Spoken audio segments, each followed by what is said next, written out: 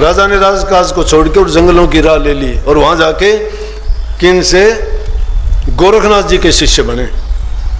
गोरखनाथ जी से उन्होंने नाम की दीक्षा लेके और उन्होंने भक्ति की, सब कुछ त्याग दिया, लेकिन त्यागा कैसे जब ठोकर लगी।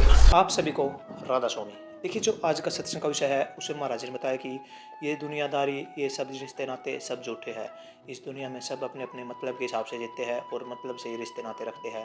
तो जो आज का सत्संग का विषय है उसे महाराज ने कहानी के माध्यम से बताया कि किस तरह इंसान ठोकर खाने के बाद समझता है, किस तरह इंसान को कल ठोकर खाने के बाद आती है और किस तरह वह जान पाता है कि ये दुनियादारी के सभी रिश्ते नाते सब झूठे हैं। तो महाराज ने सत्संग में बहुत प्यारी प्यारी बातें बताई है, जो बातें हमारे दैनिक जीवन के लिए बहुत ही ज़्यादा लाभकारी साबित होती है। तो चलिए आपका कीमती समय लेते हुए सत्संग को शुरू करते हैं। कृपया सत्संग को पूरा सुनकर अंत तक सुनकर पुण्य भागीदार अवश्य बनिए। राधा।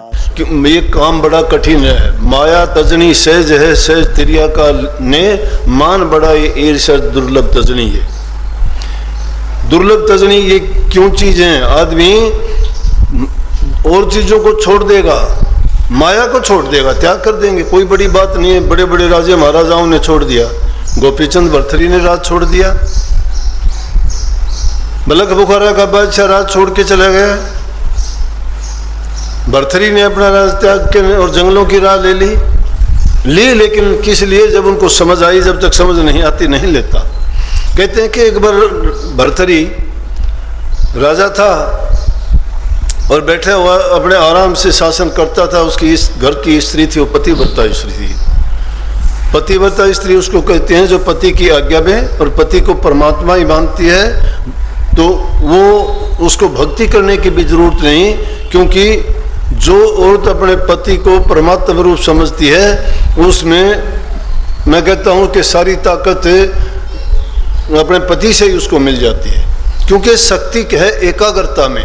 एकाग्रता किस चीज में? जो एक को ही मानता है, और जो एक के सिवाय अनेक जगह घूमता है, कुछ कुछ करता है, तो उसको कौन कहता है कि ये पतिव्रता स्त्री है? लेकिन पतिव्रता स्त्री गुरुमुख, इनका एक ही चाल होती है, एक जैसे होते हैं। और वैसे तो शास्त्र में यह कहे कि सोना सज्जन और संत जन टूट जुड़े 100 बार। सज्जन आदमी, सोना आदमी, संत, उनके साथ 100 बार भी अगर टूट जाती है तो 100 बार भी उनसे नाता जुड़ जाता है। लेकिन मिट्टी का बना हुआ घड़ा जो है, कुम्हार का कुंभ जो है, उसमें दरार भी आ जाती है तो दोबारा किसी लायक वो रहता नहीं है। इसलिए सज्जन पुरुषों की यह निशानी होती है कि वो दो, उनमें ये महानता होती है कि अनेक बार टूटने के बाद भी वो जुड़ते रहते हैं। लेकिन निकम्मे आदमी जो कुछ की कुछ कहते हैं ना, उनकी बात की परवाह नहीं करनी चाहिए। जितनी जिसकी बुद्धि है और जो उसके पास कहने के लिए बेचारा उतनी ही तो कहेगा, उससे ज़्यादा वो क्या कह सकता है, क्या बोल सकता है। लेकिन दया उनकी बुद्धि पर आती है कि जो रोजाना सत्संग करते हैं, रोजाना गुरु से उपदेश सुनते हैं, अपने जीवन की बेहतरी के लिए सारी बातें मिलती हैं, और फिर भी उनकी दिलों से ईर्ष्या और बेईमानी नहीं गई। इसलिए स्वामी जी महाराज कहते हैं कि एक बात जानी भाई हमने, है तू बड़का बेईमान। बेईमान जिसका कोई ईमान नहीं, जिसका कोई धर्म नहीं। बेईमान और बेधर्म इंसान कौन होता है? जो बदलते हुए देर नहीं लगाता, कभी कुछ कभी कुछ। तो इस तरह से जो आदमी एक ठिकाने टिक जाता है, उसके सारे काम, महाराज जी कहा करते टिका रहे मत हो डामाडोल, डिगे की कोडी नहीं टिके के लाखों मोल। कि टिके रहो एक जगह पर, डामाडोल अगर हो जाओगे तो तुम एक कोडी के नहीं रहोगे, टिके अगर रहोगे तो क्या है, हमारा लाख टके मोल हो जाएगा, जिसका कोई मोल नहीं है। तो बड़े बड़े राजकाज त्याग के भी इस भक्ति के लिए लोगों ने, लेकिन जब तक ठोकर नहीं लगती तब तक नहीं समझता इंसान। ठोकर जब लग जाती है फिर उसको सब वचन भी याद आते हैं, वो शिक्षा भी याद आ जाती है, और वही चीज़ उसको जीवन को बदल के भी रख देती है। राजा भरथरी की घरवाली पतिव्रता स्त्री थी। एक दिन राजा बाहर से शिकार खेल के आया और आके देखता है तो चिंता में बैठा हुआ। रानी आई, आके कहने लगी, क्या बात है, आप चिंता में क्यों? बोला कि आज तो मैंने एक बड़ी कमाल की बात देखी। बोले क्या बात देखी कमाल की? कि एक स्त्री का आदमी गुजर गया था और उसको जब बताया कि भाई वो उसका आदमी गुजर गया तो वो तो उसके साथ सती होने जा रही थी। बोला बस हैरान हुआ राजा भरथरी। बोला कि इसमें ये क्या बात? बोले कौन सी आश्चर्य की बात है? वो पूरी पतिव्रता स्त्री नहीं थी। बोला है कैसे नहीं थी पूरी पतिव्रता? बोला पूरी पतिव्रता स्त्री वो होती है कि जिसको पता भी लग जाए वहीं बात को सुनते ही जिसके प्राण छूट जाए। राजा भर्तृहरि ने सोच लिया ये तो बहुत बड़ी बात कह दी रानी ने, आजमा के देखूंगा। एक दिन कुछ दिन के बाद में जाके जंगल में और अपने कपड़े उतार के एक हिरण का शिकार करके खून में उसको लपेट के और वो पकड़ा दिए और उनसे कह दिया जाके रानी से कह देना राजा तो शेर का शिकार करते हुए जंगल में शेर ने मार दिया। वो कपड़े जब रानी को जाके दिए और देखते ही बोले लगे रानी शेर ने राजा को मार दिया, ये उनके कपड़े हैं, शिकार करने गए थे। रानी ने कही हैं कहते ही उसका शरीर छूट गया, प्राण पूरे हो गए।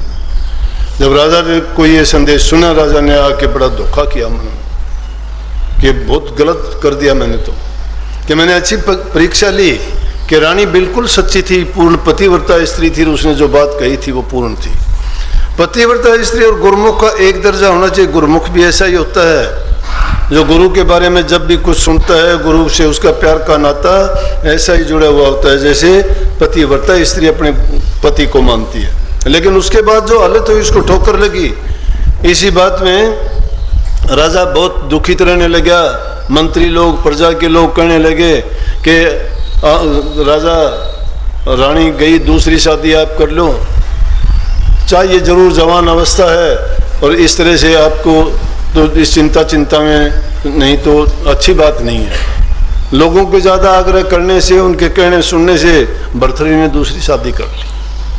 जब भर्तृहरि ने दूसरी शादी कर ली रानी आ गई, वो उससे बहुत प्यार करने लग गया। राजा भर्तृहरि ने सोचा जैसे पहले रानी थी ये भी वैसी है, ये भी पतिव्रता स्त्री है, ये भी उसी रानी की तरह से पतिव्रत धर्म का पालन करती है, अब मैं इसको कोई कष्ट नहीं होने दूंगा, इस तरह वाली बात कोई नहीं करूंगा। लेकिन जो चीज़ सब दिखाई देती है वो सब एक जैसी नहीं होती है, नकल करने से कुछ नहीं होता। इसीलिए स्वामी जी महाराज ने इसमें वाणी में क्या कहा कि पढ़ पढ़ पोथी सुन सुन साखी मत धर तू मन में अभिमान। कि हम क्या करते हैं या तो सुनी सुनाई बात सुन के भगत बनना चाहते हैं, या किताबों में कोई साखी सुन ली उसको याद करके भगत बनना चाहते हैं, या कहीं साधन अभ्यास की बात सुन ली तो उसको हम सुन के कहते हैं कि हाँ भक्ति का यही सही रास्ता है। लेकिन भक्ति तो करनी है, ये करनी का भेद है, नहीं बुद्धि विचार। बुद्धि छोड़ करनी करे तब पावे कुछ सार। ये बुद्धि का खेल नहीं है, ये खेल जो हमारे गुरु महाराज जैसे हम समझाते हैं बताते हैं उसके अनुसार अपने तीनों बंद लगा के बुरी आदतों को त्याग के अपने जीवन में संयम ला के और पूर्ण रूप से जब साधना करते हैं, सूरज शब्द के योग को जब साधते हैं, अंदर में जब रूहानी दर्जों में जाते हैं और वहाँ पर जाके जो हमें वस्तु प्राप्त होती है, जब हमें पता लगता है कि गुरु ने हमें कौन सी वस्तु क्या वस्तु दी है। नाम अमोलक, सब धन नहीं पायो जी पायो, मैं तो राम रतन धन पायो। कि मैंने राम रतन, मीराबाई कहती है कि देखो मैंने राम रतन धन पायो।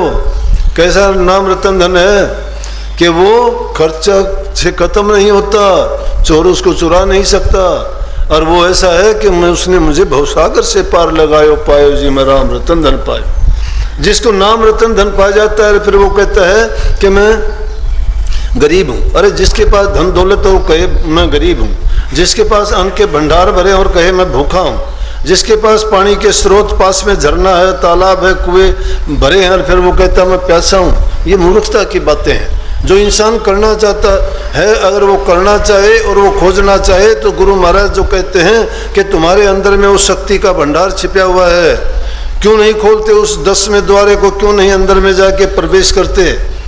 इस मोह माया के जंजाल को तो त्यागते नहीं है, पीढ़ियों तक की ऐसे बंधन में बंध जाते हैं और फिर सोचते हैं कि भक्ति करेंगे। भक्ति ऐसे नहीं, भक्ति निष्काम होती है, काम सहित भक्ति नहीं हो सकती। कामनाओं से बंधे हुए हैं और डींग मारते हैं निष्कामता की, निर्लेपता की और त्याग की। ऐसे नहीं होता। जिसके पास 4 पैसे हो जाते हैं उसको अभिमान है, जिसके पास थोड़ी सी शारीरिक बल हो जाता है उसका अभिमान है, किसी का थोड़ा सा ऊंचा पद हो जाता है उसका अभिमान है, किसी के 2 बच्चे ज़्यादा होते हैं तो वो कहते हैं मेरे परिवार का अंत नहीं। अरे रावण के तो 1 लाख पुत्र 1.25 लाख नाती, रावण घर दिया न बाती। रावण के 1 लाख पुत्र थे, 1.25 लाख नाती थे। लेकिन उसका दिया जलाने वाला भी नहीं रहा, मिनटों में मड़िया मेट हो गया लंका का अभिमान के कारण। तो ना इन पोथियों में कुछ रखा है, ना इन साखियों में कुछ रखा है तो अपने आप को सुधारने में रखा है, अच्छे गुणों के अपनाने में रखा है। अच्छे गुण अपनाते चले जाओगे, मन से तुम ईर्ष्या निंदा इन चीज़ों को निकाल दोगे, और मन में दया और प्रेम जब तुम्हारे प्रकट होगा और जब वो ठाठे मारेगा तो उसमें से भक्ति रूपी फल अपने आप आपको प्राप्त होगा। लेकिन उसके लिए प्रयास हमें करना पड़ेगा। तो इसीलिए स्वामी जी महाराज ने कही कि इतने दिन बीत गए और फिर भी तुझे एक कदम भी तो आगे नहीं बढ़ा है, तो फिर इसके बारे में मैं क्या कहूँ और तुमको क्या समझाऊं।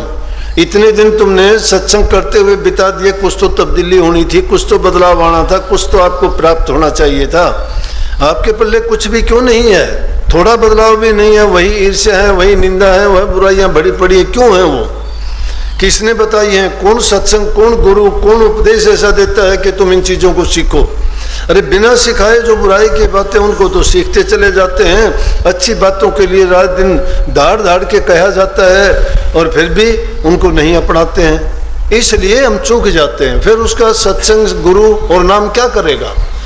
तो बात तो मैं भर्तरी की आपको कहने लग रहा था कि जब तक इंसान को ठोकर नहीं लगती तब तक समझ कम ही आती है।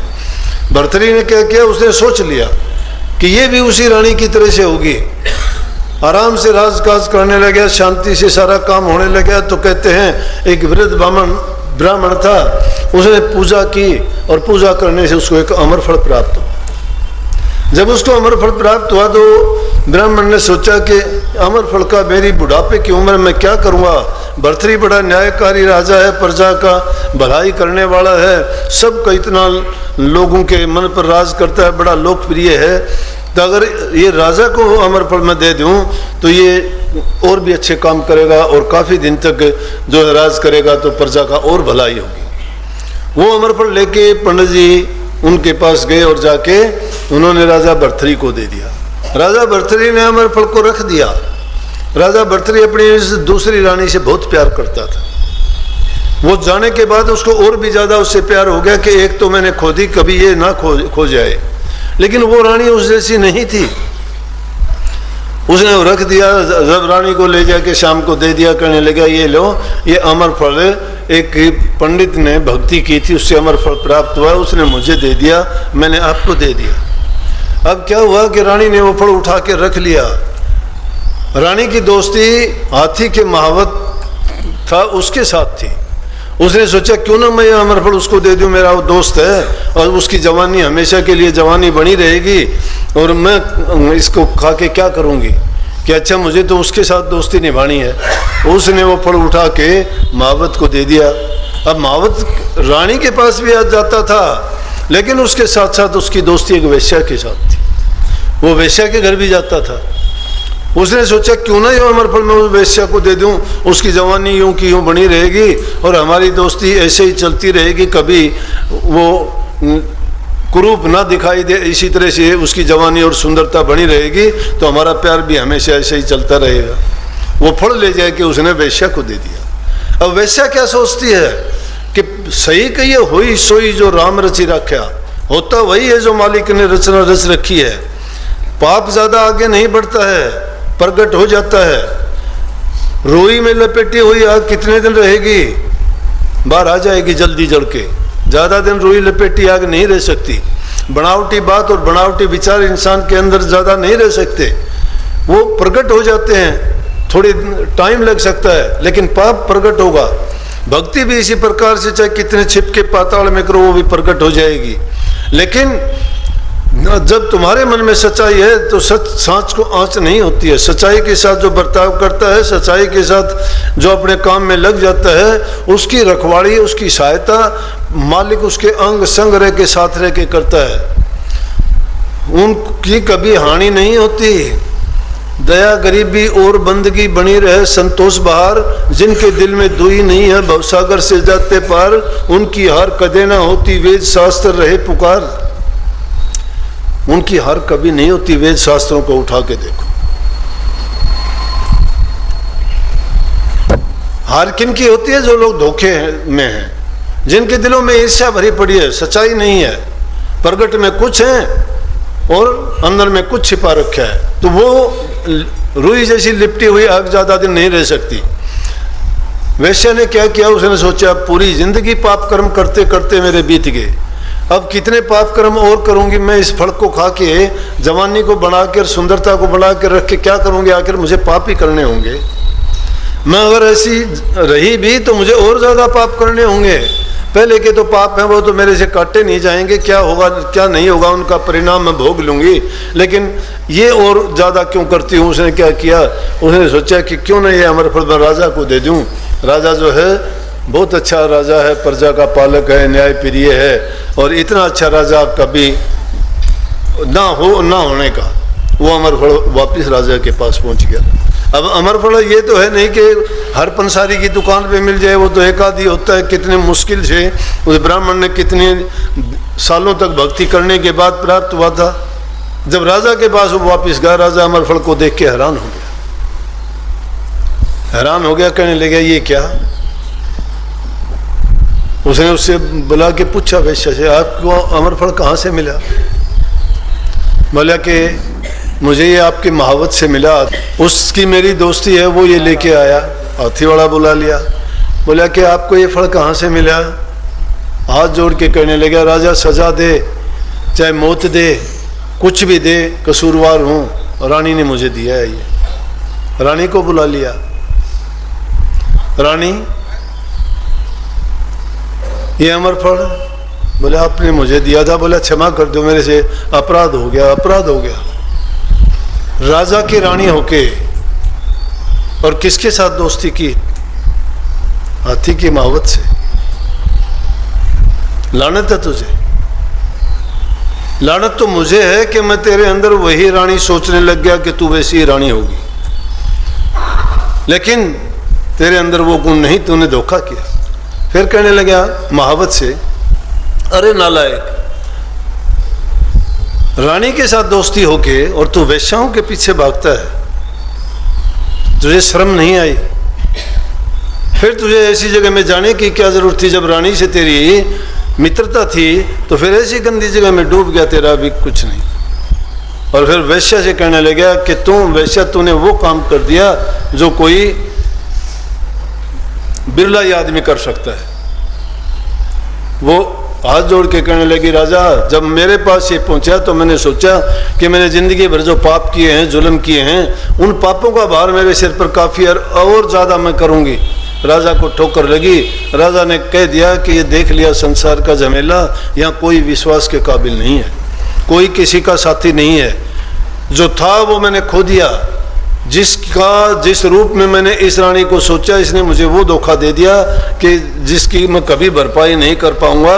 इसलिए जिसका अंत सहाय कौन है, जिसका कोई सहाय नहीं होता, वो परमात्मा है। राजा ने राजकाज को छोड़ के और जंगलों की राह ले ली और वहां जाके किन से, गोरखनाथ जी के शिष्य बने। गोरखनाथ जी से उन्होंने नाम की दीक्षा लेके और उन्होंने भक्ति की, सब कुछ त्याग दिया। लेकिन त्यागा कैसे, जब ठोकर लगी। एक ठोकर ने उनको सारा सब कुछ शीशे की तरह से दिखा दिया दुनियादारी का। सत्संग को पूरा सुनने के लिए का बहुत बहुत धन्यवाद। हम आशा करते हैं आपने सत्संग को बड़ा ही ध्यान से सुना होगा। तो जैसे कि प्यारी साध संगत जी, आपने सत्संग में सुना कि महाराज ने बताया कि किस तरह इस दुनियादारी के रिश्ते नाते हैं वे सब झूठे हैं, किस तरह सब अपने मतलब के हिसाब से रहते हैं और किस तरह हम इन झूठे रिश्ते नातों से बच सकते हैं। और साथ ही महाराज ने बताया कि अगर हम नाम का सुमिरन करते हैं तो नाम किस तरह हमारे संभाल करता है और किस तरह हमें इस दुनियादारी के झूठे रिश्तों से दूर रखता है। तो कृपया आप हमेशा नाम का सुमिरन करते रहिए और अपने मन को भगवान की भक्ति में, प्रभु की भक्ति में लगाते रहिए और साथ ही हमेशा नाम जप कीजिए। और अगर आपको सत्संग बहुत अच्छा लगा तो कमेंट बॉक्स में राधा स्वामी लिखकर पुण्य भागीदार अवश्य बनिए। मिलते हैं जल्दी एक और नए और बहुत ही अच्छे सत्संग के साथ। तब तक के लिए राधा स्वामी।